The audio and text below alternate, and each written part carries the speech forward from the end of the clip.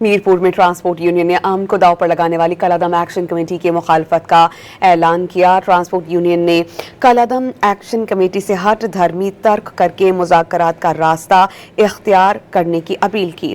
Transport union نے press conference میں کہا کہ عوامی مسائل کا حل سڑکوں پر تصادم کی بجائے جمہوری اور آئینی طریقوں سے ہونا چاہیے۔ پاکستان اور آزاد کشمیر لازم و ملزوم ہے اور پاکستان پر ہماری جانیں قربان ہیں۔ ٹرانسپورٹ یونین نے احتجاج کی آڑ میں داخلی راستے، بس اڈے اور ٹرانسپورٹ نظام بند نہ کرنے کا مطالبہ کر دیا۔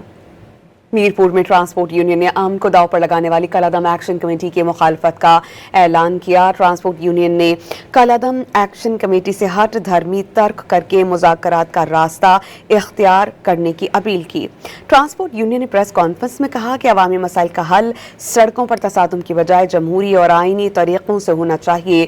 پاکستان اور آزاد کشمیر لازم و ملزوم ہے اور پاکستان پر ہماری جانیں قربان ہیں۔ ٹرانسپورٹ یونین نے احتجاج کی آڑ میں داخلی راستے، بس اڈے اور ٹرانسپورٹ نظام بند نہ کرنے کا مطالبہ کر دیا۔